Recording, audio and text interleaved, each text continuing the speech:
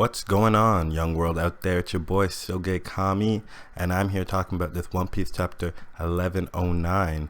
This chapter is titled Termination, and I'm going to just be honest, we got a break next week. That already brought it down. I already knew that we were going to get a break, but yeah, we got a break next week that brought it down, and then this chapter was like another build-up chapter. We didn't get no Zoro. We have no idea what's going on with this fight, and then at the end, they raised the stakes again. So I'm just going to go through the pieces of the chapter that I thought most interesting.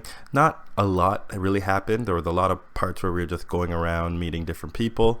But yeah, just starting at the top, we're back at a new cover story. This is cover story 26. It doesn't have a title just yet. But the cover story said Onigashima underwater. And so we know that Onigashima landed on land, and before they left, Onigashima was still on land, right? We saw Drake, and then we saw Hawkins both inside Onigashima when Hawkins finally perished. And so we know it was on land.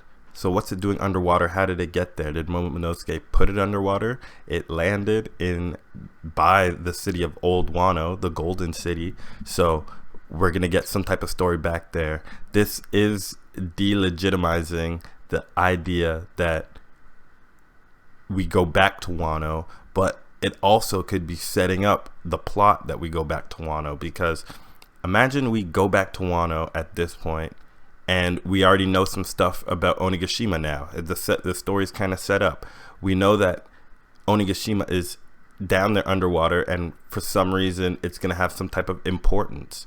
What's down there is whatever the ancient weapon. If it's like a living thing, could it be traveling into Onigashima somehow, some way? Why is this story being set up like this? It's just so confusing. I think the main question is, how did it get down there, and was it placed down there or just dropped? Because it looks like it avoided most of the city. It doesn't seem to be on top of it. So is that just a coincidence, or is this on purpose? These are the thoughts that I have about Onigashima right now and its position in the Golden City.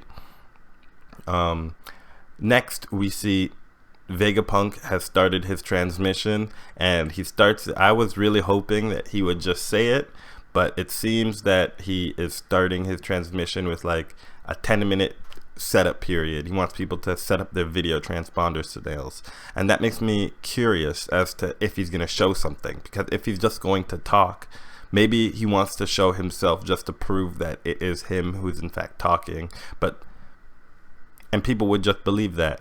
Whatever information he says is supposed to be big. This is going to be some like game-changing information, and hopefully it gets out there. It is possible that by the time they get to the moment of truth, where they're like 1 minute away from sending out this message, that Imu decides to just blow up the whole island with his laser beams. So there's definitely different options that can happen here, but I am curious as to what's going to happen and why there's so much importance on it being a video. Because if it's just audio, he could have just transmitted it right there, right then, or you could just put it on a loop while the people are setting up their things. He could just be saying it over and over and over again, and people can watch it the second time around. That's how I would do it, but Oda definitely raised the stakes. He wanted to give us a moment for things to get more intense, and by the end of the chapter, he definitely did. As we're going around seeing all the people react, we're going to Dressrosa, we go to Water 7, we go to even where Vivi's location is with Big News Morgan, and then we see people in North Blue, South Blue, West Blue, East Blue. People in the North Blue, they even react to Vegapunk. He said he's the bringer of light or something like that, right? Because in North Blue, where Vegapunk's from, he gave them like heat.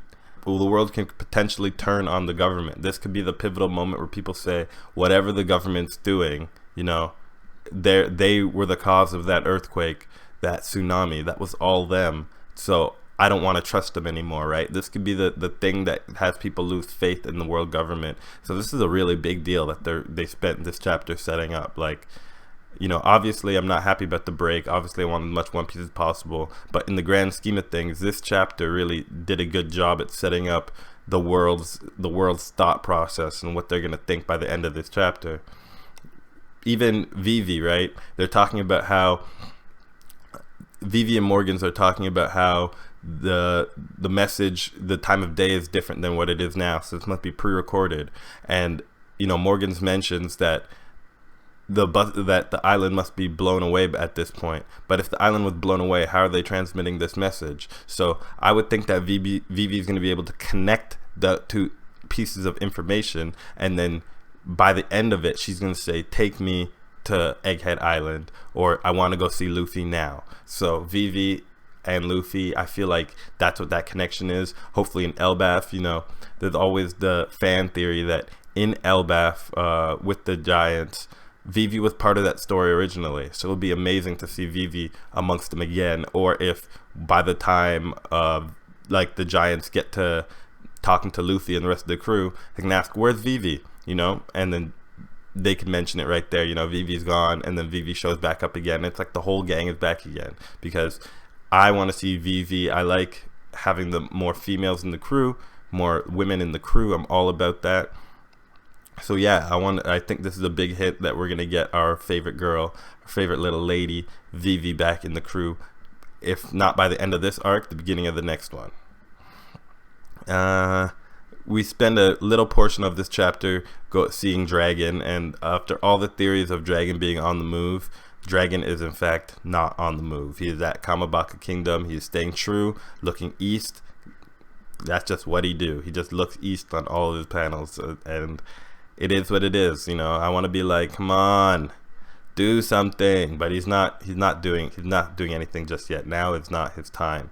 But he does recollect on the fact that Shaka told him that he was gonna die soon, and I find it interesting that he was speaking to Shaka about this, but Shaka told him he was gonna die soon, and then he remembers that. So maybe he's gonna piece together that this message is his way of saying that he's gonna die. And we do know that in the past, when Dragon had met Vegapunk, Dragon says that he wouldn't work for him because he works for the government. So doing something like this is kind of like outside of something Vegapunk would do. So like I feel like Dragon is really gonna piece together that Vegapunk is dead at this moment based on the information he received from Shaka. Another thing that I find interesting is that Vegapunk died, but it seems like the satellites are still able to function. We see Atlas asking questions, wondering if Vegapunk's okay. And I just was wondering, like, I'm not surprised that it's true, but like I was wondering if that was gonna happen, if like the satellites would go down or something because Vegapunk, the Stella, is down. But like, no, that's not what happens. It seems like they're able to function properly, and that's cool. That gives a lot of more credence to at least one of them being able to travel on the ship with the gang. I really hope, I really hope that it's not Atlas. I really hope it's not Atlas. That's all I'm gonna say. I'm not that big of a fan of Atlas myself. Y'all know who I want to see. But yeah, so the Vegapunks are all still going. We know that one's on the ship with Brook, one's with Nami and Usopp, and then one is with Atlas. One is with Frankie. So, and the Giants. Next, we're gonna just quickly go to. So then we return back to the fight with Luffy, right? And Luffy basically tells Vegapunk, you guys won't get away until my friends are away safely. And then he throws Kizaru, or he does Booming Dawn symbol, and he looks like one of those wind-up monkey toys with like the symbols that clap together, like bam, bam, bam. So then he does that, and he turns Kizaru and freaking Saturn into a pizza, and then he rolls him on his finger, and then he tosses him, and then Kizaru goes slamming into one of the ships, and Kizaru looks like he's down for a minute, lying on his back like freaking katakuri. And Saturn like kind of controls himself, spins around, attacks Luffy. Luffy escapes, and then all during this time, Saturn has been talking to the Gorosei members. They have some type of telepathy, and through that telepathy, they end up saying like, okay, Vegapunk's dead, but we can't have this message go out. And then all four of the other members of the Gorosei are showing up. So now we have Luffy, who has ran away a little bit just to like dodge the attack. He's going to be backed up by the two giants, Dory and Broggy. And then after that, we have the 5 Gorosei members, all 5 of them on the island. And I don't know what their plan is going to be to like stop the message from happening, but we have 10 minutes and counting until this message happens, and we have 3 defenders, 5 attackers. I wonder, that made me so curious and hyped, because now I feel like the stakes have been raised to a whole nother level.